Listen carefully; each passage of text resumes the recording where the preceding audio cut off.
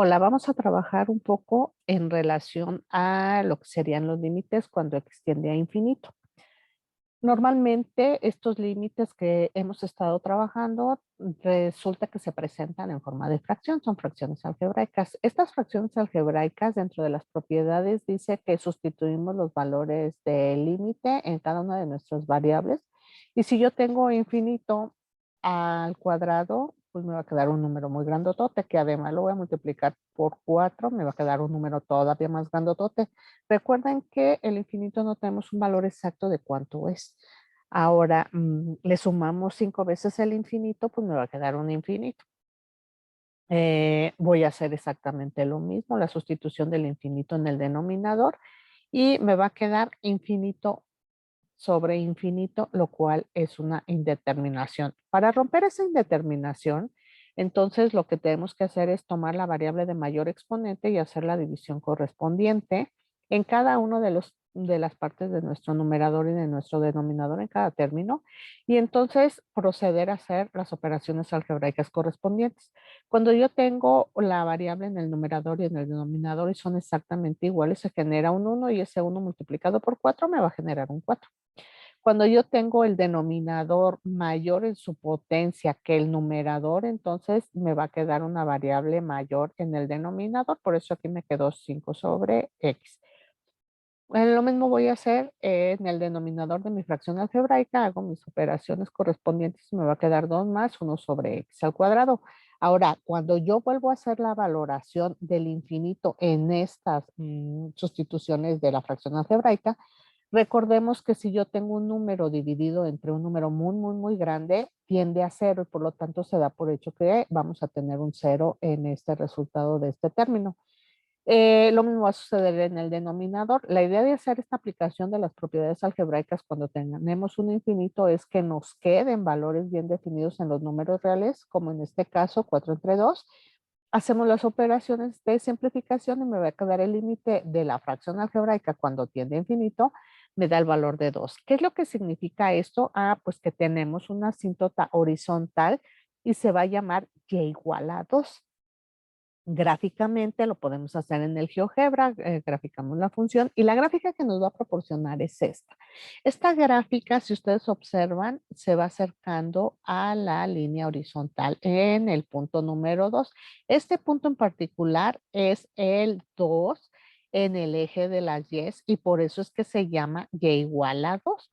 Esta asíntota quiere decir que por mucho que se acerque hacia el infinito, cuando agarremos el valor de x cada vez más grande hacia el infinito, se va a acercar tanto a 2, pero nunca lo va a tocar. Si yo me voy hacia el menos infinito, va a suceder exactamente lo mismo. Se va a acercar tanto a 2 el resultado, pero nunca va a ser 2.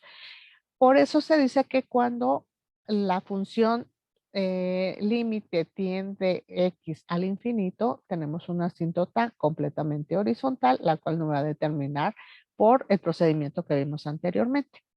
También es importante que ustedes recuerden algunos secretos que hemos visto en clase. Por ejemplo, cuando nosotros tenemos un límite que tiende al infinito y como resultado obtenemos un número real, como en el caso que acabamos de ver, entonces podemos deducir que hay una asíntota horizontal, una completamente determinada que cruza el eje de las y's y tiene un valor específico. Por eso se va a llamar y igual al número que nos dé el resultado del límite.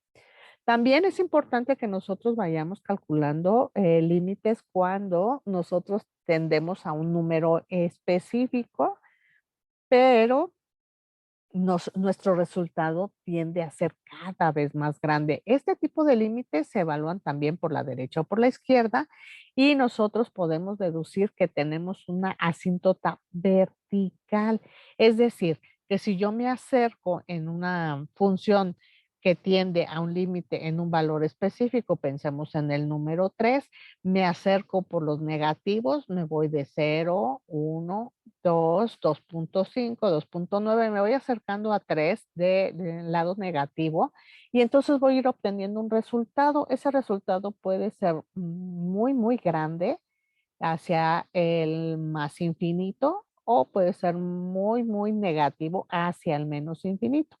También es importante que yo evalúe ese límite por la izquierda, es decir, por los positivos. Yo me puedo acercar desde 5, 4, 3.5, 3.1, 3.001 y si no coinciden, no concurren los dos valores, acercándome por la derecha, por la izquierda, por los negativos o por los positivos, no concurren al mismo punto, al mismo valor, al mismo número como resultado, entonces puedo decir que es asintótico, es decir, que tengo una recta completamente vertical, x igual a ese punto en particular en el cual estoy evaluando. Ahora bien, también puedo suponer que hay un agujero. Recuerden que hay algunas indeterminaciones, unas discontinuidades que pueden ser asíntotas o pueden ser agujeros. ¿Cómo voy a saber que hay un agujero? Pues cuando se van acercando los puntos a un punto en particular, pero solamente, por ejemplo, en este caso el número 3, no pudiera obtenerse un valor específico, pero antes de 3, si me diera un número, voy a suponer un 5.9 y después de 3 me diera un 5.8, por ejemplo. Entonces, van a estar cerca, pero no concurren al mismo número porque existe un agujero. Existirá una asíntota cuando los resultados de ese límite tiendan a infinito o tiendan a menos infinito y tendríamos una asíntota vertical. Ahora, otra de las cosas que podemos identificar es que los números que nosotros evaluamos a la derecha o a la izquierda nos van a permitir valorar una conclusión específica. Tendremos que identificar si la función es continua o discontinua. Va a ser discontinua porque hay una asíntota o hay un agujero. ¿Cómo voy a saber que puede presentarse una asíntota? De acuerdo a los ejercicios que se presentan en la página número 87, el método algebraico vamos a utilizarlo para poder identificar que hay una discontinuidad. Nosotros vemos como una regla en los límites una discontinuidad cuando en el denominador se hace cero y yo necesito saber cuándo el denominador se hace cero. Si yo tengo un monomio como este, que es nada más la x, pues yo la igualo a cero y sé que se va a hacer discontinua o no se va a poder realizar o hay una indeterminación, está indefinido para cuando x sea igual a cero porque no lo puedo realizar en mi calculadora. Cuando yo tengo una función como esta en donde mi binomio está en el denominador, yo lo que voy a hacer para identificar la discontinuidad es igualar a cero, porque yo lo que necesito es que en el denominador sea cero para saber exactamente qué es lo que no se puede hacer. Lo igualo a cero y despejo. Aquí tengo menos uno, lo paso del otro lado del signo igual y sé entonces que cuando x es igual a 1 voy a tener una indeterminación. Es decir, este denominador se me va a hacer cero y voy a estar indefinido en mis operaciones de esa función. Cuando yo tengo un binomio que está elevado al cuadrado o una función que está elevado al cuadrado, recuerden que la pueden factorizar o pueden hacer el despeje siguiente. En este caso, el menos uno lo pasamos del otro lado del signo igual y tenemos un 1. Sacamos la raíz cuadrada al primer término y al segundo término, perdón, al primer miembro y al segundo miembro. Y recuerden que cuando yo voy a sacar una raíz cuadrada, tengo una parte positiva y una parte negativa, porque la raíz de 1 me da 1. 1 por 1 positivo me daría el 1 que tengo aquí adentro. O menos 1 por menos 1 me daría un 1 positivo, que es a eso a lo que le estoy sacando la raíz cuadrada. Por eso se dice que tiene dos raíces. Entonces, cuando x valga más 1 por más 1 me va a dar 1, menos 1 se me va a generar la indeterminación aquí. Si x vale menos 1 al cuadrado, o sea, menos 1 por menos 1, o sea, menos 1 al cuadrado, me va a dar 1 y entonces con menos 1 se me va a generar un 0, lo cual me va a propiciar una indeterminación. Cuando yo tengo binomios elevados al cuadrado, yo también puedo resolverlo, encontrar la indeterminación, y estoy hablando en los denominadores, en donde yo lo primero que tengo que hacer es sacar la raíz cuadrada al primer miembro y la raíz cuadrada al segundo miembro. La raíz cuadrada de cero, pues es cero.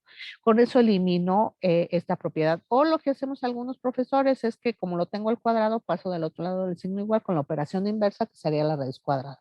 Una vez que saco la raíz cuadrada a cero, este menos 1 lo paso del otro lado del signo igual, porque recuerden que la raíz cuadrada de cero es cero, paso al -1, queda positivo y entonces quiere decir que cuando x valga 1, en este denominador se me va a hacer 0 porque voy a tener 1 menos 1, 0 elevado al cuadrado me sigue generando un 0 y esa es una indeterminación.